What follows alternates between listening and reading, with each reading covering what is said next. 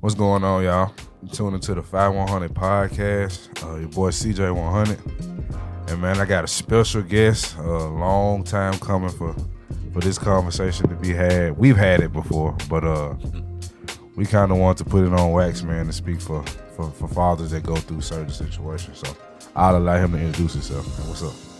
Hey, what's up, CJ Nation? This is Rod Johnson, CJ's father. Yeah, and man, you know the reason I want to do this. We preach fatherhood, strong men leading the way for our community on the podcast. So, you know, I had to bring one of the leaders that had a big influence on my life, and who better than the father, you know what I'm saying? So I definitely want to have you on, but I just start with some simple stuff, man, to get people familiar with who you are. So where you from? I'm from Memphis, Tennessee. What part? You know I gotta ask. That's a good question. Raised up in Ridgecrest, so that would be it's Fraser area, but it's kind of north. Yeah, you know how they go politics with the north and Fraser, you know. Exactly, but the crest. Yeah, crest in the house, baby. Okay. So, did you have your father like in your life when you were younger, or was it kind of like parented by committee type shit? It was my mom and my big sister. Okay. My dad, he was there. It wasn't like I didn't know him, whatever. And like right now, I mean, I can drop a phone call right now. Yeah. You know what I'm saying? Yeah. So, but to keep it real, it was mom's. It was a single home type of thing. Okay. Something I noticed with being raised by a single mother and just knowing other guys that are raised by single mothers, it's like, does it seem to you that's not natural? Like, there's too much on one person. Like, you kind of stress them out because they're doing a dual role, kind of. Depends on the kid. Depends on it. I wasn't that. She didn't have to worry about me. Yeah. I had sports in my life. You know what I mean? I had sports, and like I said, I had an older sister. Yeah. Cause mom worked. Mom had to take care of us, so I had an older sister, and so we just took care of each other. We took care of each other, so it wasn't that real stressful dynamic. You know what I'm saying? We didn't have financially. It was tight. Yeah. You know what I'm saying? But other than that, we had each other's back. Yeah. And I'll say again, it wasn't like, as far as my father, I knew the dude, and I would go see him. Well, I would go visit my grandmother, his mom, on weekends and this and that and this and that. So he was half-assed there. Yeah. So there was a present, and even me, even growing up through, high school and this and that. If I want to go through and get a Twinkie, get some, hey man, I can call and say, hey, this and that. So I know who the guy was. You know what I'm saying? I know where he was. Right. And so that's just that. It's like, did you want more from him though, or you kind of were content with it? I got numb. Yeah. I guess he wasn't there every day after day after day after day. Right. So that's just how it was. Yeah. That's how we are in society. You just figure this is how it is. Right. You know what I'm saying? It's like, I noticed that. I mean, I see this a lot when it comes to the black family. It's like almost weird to have mom and daddy. It's like you lame for having your mom and daddy and them putting you in position to succeed. I don't understand it. I mean, I understand it. I just don't rock with that stupid ass mentality because of social media and how this and that. Yeah. And because of our music, definitely music, our music. It's just it's always pitched that out there. Damn the dad, this and that, because he wasn't never there, whatever. Right. But that's funny you say that, because with your younger brother, he grew up like that. Yeah. And your sisters resented me a little bit for that. Yeah. And I did it first. Y'all did. Until I kind of understood, like, and this is something I talk about too. A lot of the difference between a father that's in the home and, just being a co-parent from a distance or whatever is the difference of the mother. So it's like, if you're with a woman that you have a child with, quite naturally you're going to be around that child more. Like, it's just what it is. Right. Yeah. And the big picture is, the reason why I wasn't there, I had to leave. Yeah. I had to change my life. Right. I had to change my lifestyle. Go into that. I had to change my lifestyle. I left because I was going down, I'm sorry to your listeners. Yeah. I was going down a fucked up rabbit hole. Yeah. I was going down a hole that was either you heard it before. Yeah. Death or jail. Yeah. That shit. You know what I'm saying? That type of thing. And what happened, what gave me new life was, well, for one, I always had new life. I was full of energy anyway. Right. But I had a cousin from Memphis. He moved to Minneapolis. Okay. And he was a basketball player like myself. And matter of fact, even take it back further. When I was in the Crest, his family, with him and his mom and his sister, they moved to Raleigh. At this time, Raleigh was a nice place. Yeah. At this time, at that time, Raleigh was a nice. Shit, you in Raleigh? That was good shit. Yeah, you know what I'm saying? Right next to Bartlett. Yeah, that was good shit. And so he's like, man, you should come over here. You know what I'm saying? Because I was at Tresman High School. What's up, Bears? Yeah. So I was at Tresman High School, Tresman at the time, and I got cut. Actually, basketball, I got cut. Yeah. And dudes were like, other players were like, man, damn, nigga cut It's the you. Michael Jordan story. I'm like, that nigga got cut. Not so much. But anyway, that's that on that. Yeah. And so he's like, man, you need to come over to Raleigh, come over here with me. Yeah. And so at this time, I don't know how it is now, but you had to be zip code up. Yeah. You can't use nobody else's address. Yep, you can't be freaking like they do now, stacking teams like they do now. Yeah. But at that time, you had to have that address, that zip code, whatever. Yeah. Anyway, work it out. I moved. I went to Raleigh. Yeah. I went to Raleigh, Egypt, and went there and did well basketball. One of it took over like I would do. Yeah. And my cousin, sorry, that I knew for so long, told me, come up here with me to Minneapolis, because he kept coming back. He kept coming back to Memphis. Yeah. For funerals. Yeah. He kept coming back for funerals. My best friend, his best friend, uncles, this and that, and every time he came back, he was like, Rob, bro, come with me. Yeah. Just come up here with me, man. Right. And this and that. And I kept putting him off. Yeah. I kept putting him off. And then when our uncle got murked on street stuff, I said, I'm coming up. I'm done. Yeah. I'm done. You couldn't take no more. I'm done. And so I went to my mom and said, hey, Mom, how you feel about me going up to Minneapolis and getting back in school, doing this and that? And I laugh about it because I couldn't get out my breath. I could get out my mouth quick enough before she was packing and laughing and crying. Right. Please go. So explain this to me, because I know that's a hell of a thing when what's best for your life is to make this happen, because you're seeing that I got two options: death or jail. And the fact that you got kids, like what? I mean, how was that process, just trying to figure out? It's simple. It's simple. It's hard, but it's simple. You can't help others until you help yourself. Right. You got to be in a certain place. Right. You got to be in a certain place. See, I feel like we don't really get that opportunity to go through shit. We do it, but it's like we chastised and beat down when the father goes through shit. He's weak, he doesn't care about his kids, but a mama can go through postpartum and fucking kill her kids, and everybody's so understanding. But it's like I just feel like we forget about that other half. It's not even a double standard. It's totally it's our fault. It's always gonna be on the father. Yeah. And so saying that's why we should get a second. We need a break. Right.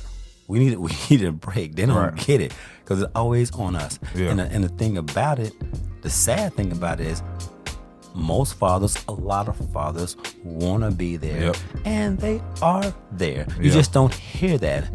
Like I said, we talked about it. The media and this and that, they jump on that. That's what they want, especially with the black man. Yes, that's we got that stereotype. We ain't shit. That's just how it is. Like I said, the guys I hang around, they're fathers. Yeah, me too. They love their family, their kids, whatever. You know what I'm saying? Even I'm divorced. Yeah. And me and my ex, luckily, we co-parent. Yeah. And that's what's up. Yeah. You just co-parent. You don't have to. The love is gone between us, but the love for that kid is real. Yeah. And for those women that use kids, that are not open to like, okay, let's move on. It's all about this kid because this kid is the future. Right. And if we don't raise this kid right and do it right, and he can and let this kid see that, hey, my mom and dad can be different homes or different whatever, but still are functioning and not, and not, on that BS. Yeah. It's good. It's still good. So let me ask you this, because this is how I feel about my last marriage and what went on. I feel like it's not, and I don't mean this in a negative way. It's just how I take it. I feel like a failure because my job was to secure the family, and it's like it didn't work, and I did it. And this is how I looked at it. I had outside influences telling me not to marry her, right? But most of the people that were telling me they had never been married. So it was like, I understand, but it's like I'm trying to do what enough of us maybe didn't do. I was trying to be the difference. And then ended up understanding that it's not about the title. It's not about... Thank you. I'll stop you there. It's not. It's about the individual. It's about the relationship. Because marriage is... I'm sorry. This personally, marriage is just... It's paper. Yeah. It's paper. That's all it is. It's paper. So you hear before we got married, it was like this, and then after, like, why would it change? Yep. It should never change. So that's why stuff ends, because people just give in. They just feel they give in to the social norms and this and that, this and that. No, bring it when we met and when we did whatever. Keep it there. Yeah. Don't let that change, because that's when stuff happens. Yeah. Like we joked about the other day when you said, all right, we get married today. You 160. Yeah. Next year, and you 280. This and that. Right. No, I'm not gonna be attracted to you. I'm not gonna be this and that. Keep it real. Don't hold it. Don't use sex. Don't use this and that. So now we're married. Now we don't have sex. Right. We used to do this and that every. We don't work out no more. We don't do the freaky shit we used to do. None. So it's just like, okay, well, I got you.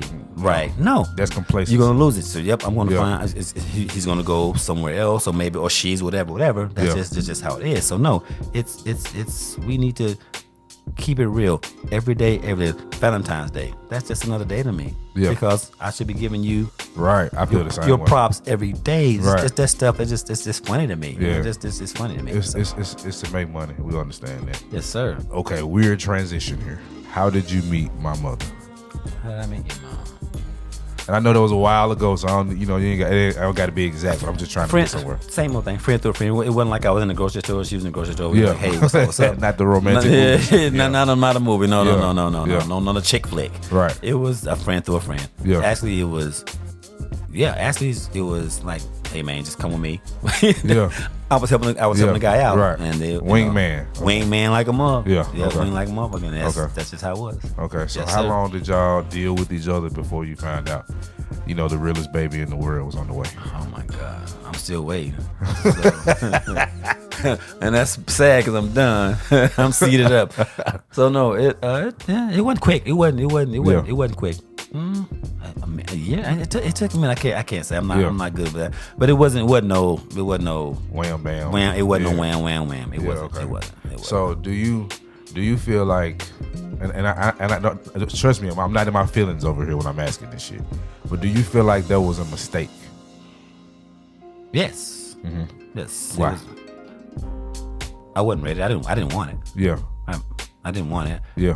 It was. It was what it was. Yeah. It was unexpected, and that's the difference. Is because a planned pregnancy can still be a mistake. You know what I'm saying? It doesn't matter, but it's all about the individual stepping up. Right. When I knew I was gonna have a fucking son. Yeah. Shit. Yeah. I was all in. Yeah. Because you had an older daughter, and then I was your first boy. Yep. My first boy. Yeah. Yep. And I was all in.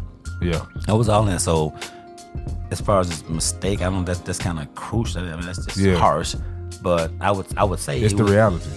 Yep. I would say it was a mistake at the time because I was not ready. I wasn't But who's to say you ain't ready? That's social norm. Right. That's what they say. And you in a safe place, brother. You in a safe space. That's why I was saying, like, I ask these type of questions because I understand just the logic of it. You know what I mean?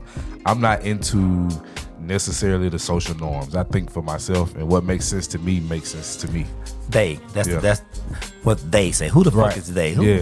I got a manager I got a lot of respect for at my job, and I come over to him and tell him, like, they said we getting off early. He said, they know a lot of shit and ain't nobody ever met this nigga. It's like they's the motherfucker. Yeah, they is a motherfucker. They's a motherfucker. Yeah. And like I said, it wasn't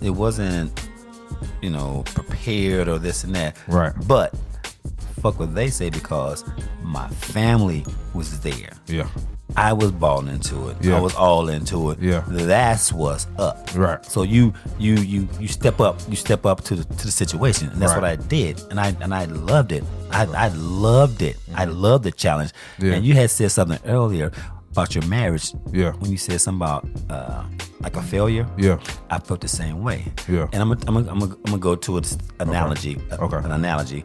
Me as a coming up as a athlete, I put myself into my sport or whatever, and so if I felt in my marriage that I got a divorce or whatever, I felt that I failed because as an athlete we want to win. Yeah. We want to win. Right. You know what I'm saying? So I took that shit personal. Yeah, me too. I did. And so I held on, and I was like, okay, before I let go, I'm gonna do this. I'm gonna do another line. I'm gonna do another this. Not cocaine. But I'm gonna do another, ladder or whatever. Suicide. Thank you. Yeah. I'm gonna do another suicide. I'm gonna do this. I'm gonna give you all I got. Right. Because when I leave the gym, it's over. When I leave this gym, I'm done. You put it all on the floor. Because when I'm in the gym, it's on. Yeah. When I leave this fucking gym, we're out. And so but I feel when you said you feel like a failure, because I'm not, when I put myself into something, I'm going to give it to you. Yeah. I'm going to give it to you. Yeah. And then so whatever. So having me, I got memories. I remember chilling with you and Uncle Les at his apartment. I remember going to see Hardball when G Baby got killed to hurt everybody's heart. But yeah, he took me to see that movie. Baby. You know what I'm saying? But I always noticed it was sporadic. Like, why do you think that was? Why do you think it was you're here, and then next thing I know, I can't see you? Like, I remember a consistent time, but then I remember it just slowed down. What happened? Like, with you, man, it was your mom was in the way, right? But any consistency was on her. Yeah. Cause we would we wanted you all the time, bro. Yeah. Pack a bag. It was just that. I think with her, I think she was jealous of you. Maybe, I don't know, because like I said, that's a crazy thing to say, because and this is not something I'm gonna knock my ex for, because I understood what she meant. She was like, I just feel like baby girl gets all the attention now, and I'm like, wow. When she said it, I was like, but wow. I get it, I get it, because it's like it went from me and you to now our whole focus is on her. That's it. You know what I'm saying? So I get that. It's funny. I talked to a kid just the other day, and he says, "How was your Christmas?" or something. I said, "It was just another day." Yeah. And he's like, "What?" I said, "Yeah, when you get older, it's just another day." Right. Because it goes from being you to the kids, to about being a kids. You know what I'm saying? So it ain't about you. So enjoy it now, bro. Right. Enjoy shit right now, because if you're gonna be there or whatever, it's not about you anymore. No. Hell, this year I didn't get nothing.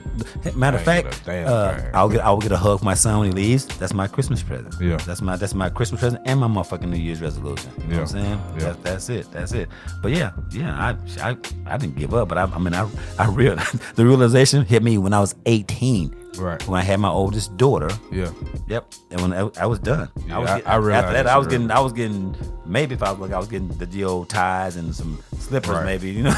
Right. you wasn't getting the game sets and this and that. Right. I clocked that a long time ago when I had my daughter. So responsibility. Responsibility kicked in, and it wasn't about that bullshit. Yeah. For sure. So let's fast forward a little bit. You're not in Memphis anymore. You're in South Dakota, right? Nebraska. Okay. No, I'm talking about Oh, okay. I left When you Memphis. first left, I left Memphis. Went to Minneapolis. Got myself. Thank you, son. Got myself in school. Got myself in school. Got back to playing basketball. Yeah. I'm an older guy at this time now. Well, older than these kids. These kids are 18 years old, whatever. Still giving niggas buckets. Though. Oh, I came in. I took the point guard spot. I took it. I took that. Yeah. Cuz was right. He said, I got this. My cousin Yeah. that was from Memphis. He said, come up here. I'm gonna talk to this coach. He knows about you. Just come up here, cuz, and put in work. Yeah. Cuz go up there, put in work. Yeah. Got the starting position, PG, point guard. Yeah. Went to the national championship. We undefeated. Yeah. Kicking ass. We got our ass kicked in the tournament though, Yeah. but fine, undefeated. Right. And next year we did good, and I went from there to South Dakota. Went to Okay. South Dakota, and I was a head basketball. I was a basketball Yeah, coach. that's what I remember. Yeah, basketball Okay. coach there in South Dakota. So I was about 9, I think. 8, 9. Oh, something. it wasn't that. Let me see. 5, oh, yeah. Give or take. 8, 9 years old. Okay. Yeah. Up in there. For sure. So I don't remember. I know I was bad as fuck. My mom, I don't know why she was like, go with your dad, but you know, I remember that one week she said it, the next week I was gone. Like, I was with you. How long was I there? I don't even remember how long I was there. I'm not sure. I know it was short. It was short. It was always short. But was that the first? That was the first time that she would let you leave to come see me. Yeah. And she was always saying that you need to get him. You need to get him. You need to get him. Right. Like, okay, fine. I'm here. Plane tickets coming. Whatever. Bus, plane ticket, whatever. Give me my son. Yeah. Give me my boy. Yeah. And she always held that over my head. She always held that over my head. And she knew that. She knew that. Because it wasn't like, I wasn't no punk ass motherfucker like avoiding my responsibility. Right. I wanted my first, sorry people, I wanted my first fucking son. Yeah. And she knew that. Yeah. She knew that. And so she would just dangle him. She would use him. Right. You know, okay, you can do this and that. But he came up and we kicked it, and it was love. Because it's always been love. It's always love. So do you feel that her bringing me back so quick was like a manipulation? Or Yes, for sure. Yeah. I remember you telling me that when you didn't touch down good, she was like, who did you have a good? Yeah, she asking, questioning you. You know what I'm saying? Probing this shit out. Yeah. Exactly. Yeah. That's she just want to know what I'm doing. She was on some bullshit. She wasn't about you. She wasn't about us. It was about her. Right. She was about her. It was about her, and that's what we're talking about right now. Is how these women use their kids. Bullshit situations when guys are there, right? And they just manipulate that. They use that. It's not, like they know you care. Yeah, and it's not right. And it's not right. And I'm like, there's been, I mean, just wholehearted situations where I'm like, why are you doing this? Why? Yeah. I don't love you. You don't love me. We don't like each other, whatever. But I love my son. Mm-hmm. And if you a real mother or a real parent, and this is my son, and I'm his father, you would want his father to take care of him, to be in his life. Why are you in the way of that? Mm-hmm. What are you doing? Right. That's wrong. That's just wrong, and you'll get yours in the end, because that's not right. Because like your situation. Right.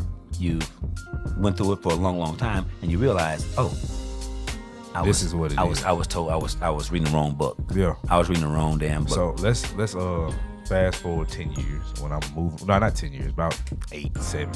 Okay. So I got to Nebraska. You know, let's quickly. I was bad as fuck again in high school. So you came here. Yeah. Basically. So mama said, go with your dad. And once again, he answers the phone. I'm coming to get him. Hell yeah. Within like a week or two. Because I was at undeeding them house until you got back. Mm. Yeah. But so we take that long ass trip back to Nebraska. Hold on. I came and got you? Yeah, you drove down with Neek. Yeah, I was in a Jeep. Okay.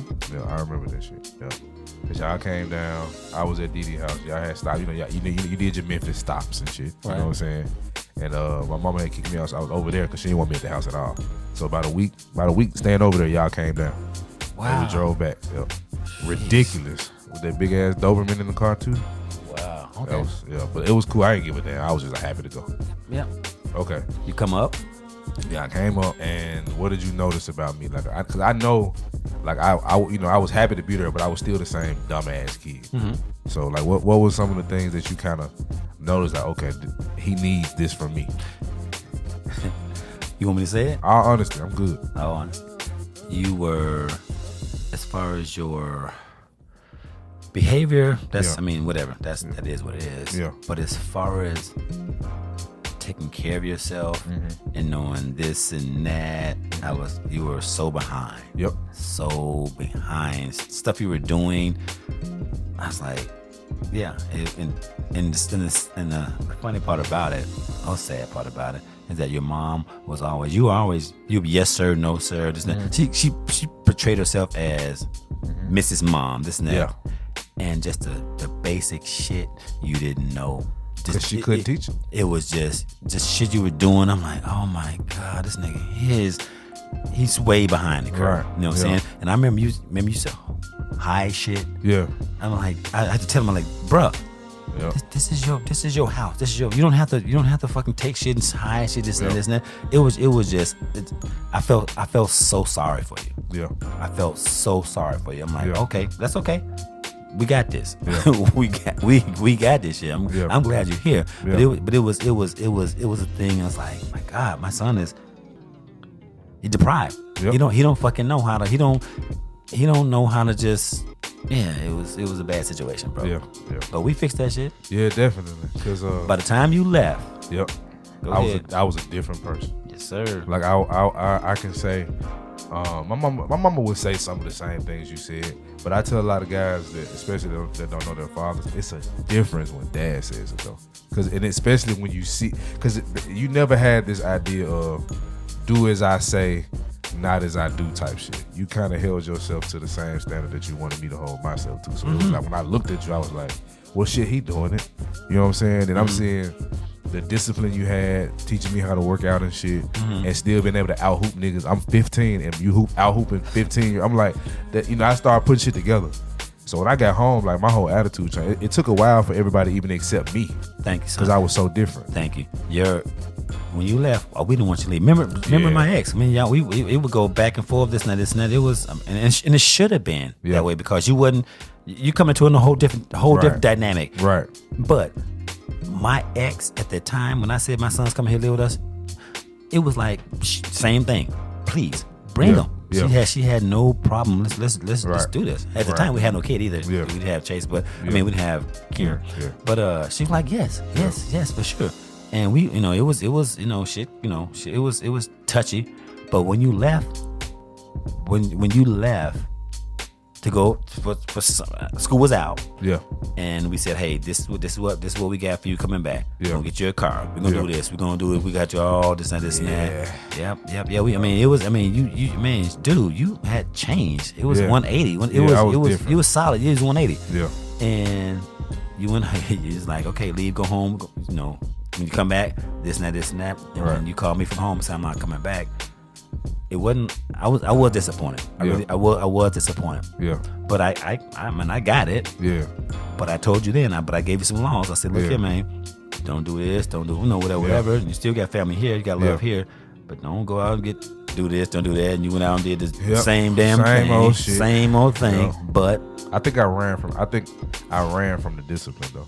I do believe it. I think I ran from the fact that I knew I was gonna be something. And I was so used to, and then, I'm still talking to my niggas at home. You know what I'm saying? Look, females I'm messing with. It's like, I had partners get killed while I was gone. I felt like I could have been there, all that type of shit. And it was partly homesick, and it was part of like, I was going back where I was comfortable. I'm comfortable here. You know what I'm saying? Exactly. But I knew. I regretted this shit. Like, I still do. You said it. You even told me. You even said, I know I should be there, but I'm gonna do this, whatever. And, and I told you, I said, hey son, that's you. Choice of a man. That is on you. You got, you know what you have here. You know what I want from you, this and that. Yeah. And I said, do you? And I said, be safe. Please be safe. Please be safe. But I mean, I couldn't make you. Yeah. And I hated it. I wanted you to come back. Yeah. I wanted you to come back like a motherfucker. Yeah, man. But look at you. You all right? Yeah. I took a lot of the lessons you taught me, man. And I had your spokesperson, Uncle Brian, next to me. So it was like it was the man. This is why I talk about this, man, because a man worth a damn in your life. It makes so much difference, y'all. Like, this is why I talk about this the way I do. And I wanted to bring my father on so y'all could kind of hear his side of the story. We'll have another part one day, but I just kind of wanted to give y'all a brief understanding of what fathers go through when they're not with the mother anymore. And I apologize, people. He tried to get me to do this a couple of days ago. Yeah. And I said, we'll get it. Right now, we are under the gun. Hell yeah, my nigga gotta catch a flight and shit. My nigga's under the gun, guys. So it'll be a part 2 on this one, okay? Yeah. It'll be a part 2. But I'm just saying, he's under the gun like a mug right now. So y'all, I'm just gonna wrap it up. Oh, you got anything that you want to ask me, say to me? It was great coming up here with you. It's been so long since we kicked it like this. That's it. I haven't seen you in forever. Yeah. We just talked. But I haven't seen you forever. Yeah. This was like I mentioned earlier. This is my Christmas present. I didn't get nothing. I didn't unwrap nothing. Yeah. I didn't get to unwrap nothing. But I got my boy, and fortunately, my younger son is here too. His younger brother's here too. So they've been hanging out. But his younger brother he's a nerd, a hermit. Like we all. Us three are so independent. We are so so independent. We don't. Hey, where's my food? Yeah. Where's this and that? Where's my game? Whatever. Yeah. If I got this, I'm good. We good. So, but anyway, my guy being here is heaven sent. And we talked before he came up. We were talking on the phone. Were we talking? And I said something. Well, nigga, get up here, do something. Yeah, it's all good. Come up here, it's all good. Yeah. He called me the next day, fight his book. Nigga said it was the next day. He texted me, fight his book. I'm like, this nigga ain't playing. Yeah. So that's CJ. That's my guy. Yeah. And it's all good. It's nothing but love. I love this kid, man. And I got lucky, despite all the obstacles and whatever. He's here. And he ain't going nowhere. He ain't going no fucking where. Ain't happening. And he, like I said, he's seen it through his uncle, through me, and now him being a father. Yep. He got it. Yep. He got this shit figured out. So love you, son. Love you too, Pop. And we went through this. I went through some of the same stuff you went through, guys. That's why I feel so passionate about the way I do. I've had to fight to be what I naturally am, which is a father, and that's unnatural, So it's just not natural. It's not. It puts you in a place where you can go through depression, all type of shit. But the dogs make it through, man. You got to fight through the shit. You got to do your best job to be what you can be, control what you can. That's all you can do. Don't worry about the outside pressures. And shout out to all the single fathers out here that's really trying to do it, man. That's really doing the best they can do. I was gonna say, don't let them tell you differently. Yeah. Don't let them tell you differently. Yeah. And to y'all you women out there, put your bullshit aside. If you always know that the father is there. So put the bullshit aside. Mm-hmm. It ain't about the money. It ain't about the checks. It ain't about that. It's about him being there and her knowing her father, or him or the kid knowing that their father is there. Okay. Yep. If he's a piece of shit, he's a piece of shit. Okay, we get that. Right. But let it be known that there are a lot of good fathers out there, a lot of good men. I'm sick of the stereotype. So let's get away from that. Yeah. That's basically the premise of what we're saying right now. Yeah. There are a lot of good fathers out there. There are a lot of good men out there. And I'm sitting in front of one, and I wanted to make sure that he know, because I know he's heard it all, but I wanted him to hear from his son that is doing what he can. That I know who you are. I know what you stand for. I know the situations you've been through. And I'm just trying to make it just like you, man. I'm out here with you. Yep. So preach on. Because we're out there. They're out there. Yes, sir. Fuck what you heard. We're out. We're out here. We're out here. We are out here. We thick. We're a solid number. Don't get it twisted. They won't let you know. They won't let you know. That's the plan. But that's my job. That's what this podcast is about. I'm gonna let you know, goddamn. All right. The Fye100 podcast. You dig?